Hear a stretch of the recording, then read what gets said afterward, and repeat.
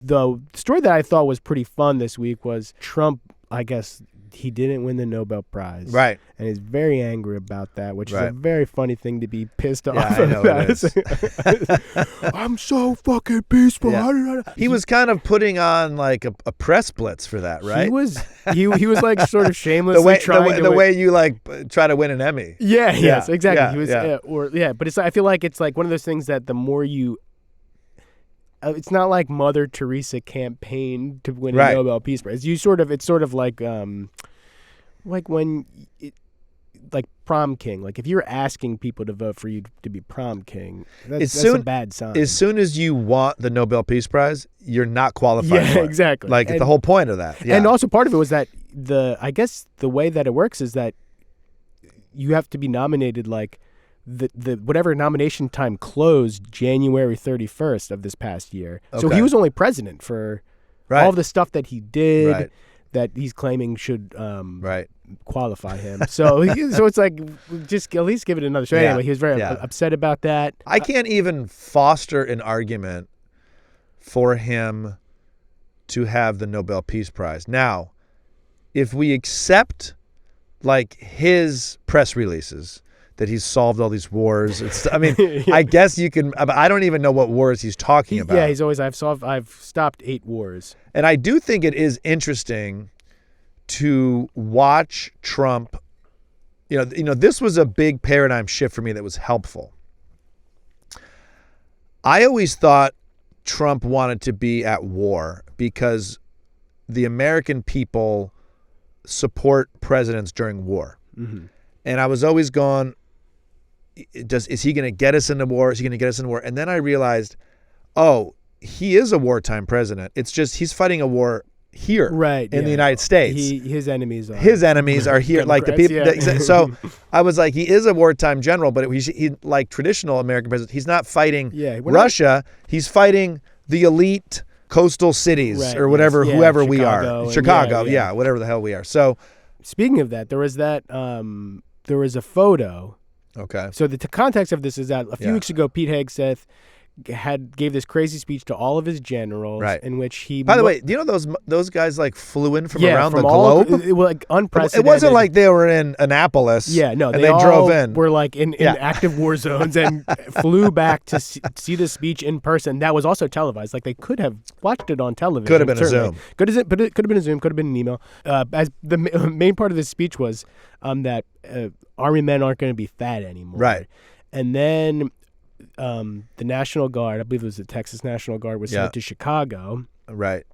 And there was a photograph of these overweight military guys, like several of them, all unloading stuff. It's also funny, like I tell my daughter, like, hey, we don't say fat. Yeah. Hey, like, if you see somebody that's large and you need to say something, whisper it to me. But then you just like these leaders are like fat. Yeah, it's we like don't want fat guys. Yeah. And here's the picture. Okay. Have you seen this photo? No. Now, is this the real photo, or did you guys enlarge this photo? That's the real photo, and the internet had a bit of fun. Oh, with did they? Yeah. And again, it's really sort of. These guys are probably nice guys. Of course. By the way, you know how many more bullets those guys can take than me? Yeah, they got the meat suit. They got the meat suit. Yeah. I want this. I want to be 4th and 1. Game is on the line, and you need 1 yard, and you give the ball to any of those people, and you run fast. Oh, absolutely. Yeah. This is I formation. And so but as part of that, so this photo came out, and then they sent these guys home like after people on the internet were being mean to them. We live in a very petty time, and I think you should be allowed to be fat and absolutely. Be in the army. And also they shouldn't be in Chicago in the first place. They should be Also, I don't care if the guy operating an unmanned drone is fat. You prefer it. I prefer it. Yeah. Because those guys know how to really sit. Game. Yeah. They know how to really settle in. Another realization of this administration, it sucks, is that they live online. Yeah. It's all online. Online optics. The memes. Yeah. So if this picture goes up and then the internet responds a different way, they would respond differently.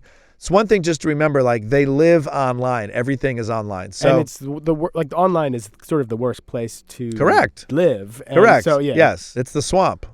They live in the swamp. Horrible. I feel bad for those servicemen and women, and if they're watching this, I thank them for their service. Yes. They do a lot more shit for this country than I have. Certainly. Other than I gotta take that back. I do more than them for this country, but I do appreciate their no. When you start this all up, I appreciate those servicemen and women if they're watching. I'm sure they're big Daily Show fans, and also like they didn't look grotesquely obese. They just looked like a bigger body type. Right. They're just like people. Do we have a picture of them with their shirts off, Alan?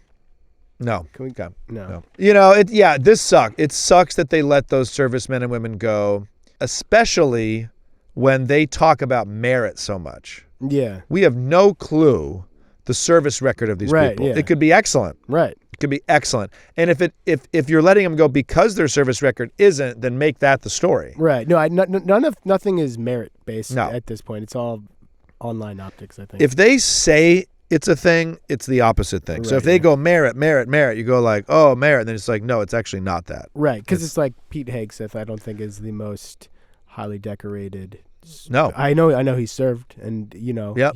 And we thank you for your service, we Pete. thank him for his service, but he was also just on Fox News like 6 months ago, so I know, it's all funny. very strange. You know, Gaza, we got to talk. I mean, that's the story this week. That's sort of the story. Is the peace deal. So we would certainly cover that. We would certainly cover that, and yeah, it's kind of an interesting story in the sense that Trump, did he do a good thing? I'm certainly anyone. Yeah, I mean, I would say that ending, and I would say that's a good thing. It's a good thing. I think it is. Yeah, it is interesting that it is like. I mean, he certainly was involved, and that we probably should talk about his role in that. But it is also interesting that it's sort of the first thing that comes up with the story is like, this hellish thing is finally come to an end. And like, but the context of good Trump or bad Trump, is that like everything is political? Is it a win or, you know? Right. Like you're almost afraid to say good job, Trump. Right. Say it. Me personally, I think Trump probably wants to turn the West Bank into a golf course.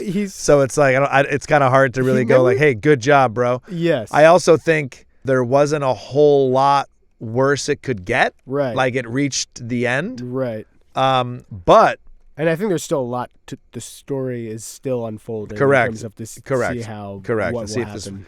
But I mean, I hope any American president is constantly trying and working to bring more ceasefires and peace to the United States. Well, we have like incredible leverage as a country over and it's a shame it didn't happen sooner. And but it seems like a good thing and good for him for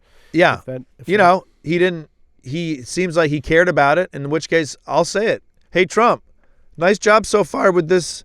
Maybe ceasefire. I feel like keep it up. Dedicate yourself to peace from here on out, at home and abroad. Yeah, and maybe you get that award. You know what ceasefire I'd love to see him work on next? Yes, the political violence ceasefire in the United States of America. Beautiful. Yeah, nice job, Kosta. On nice, that one. Good take. That's what we would have done on the show. Yeah. But sadly, we're in a podcast room with a sleepy dog.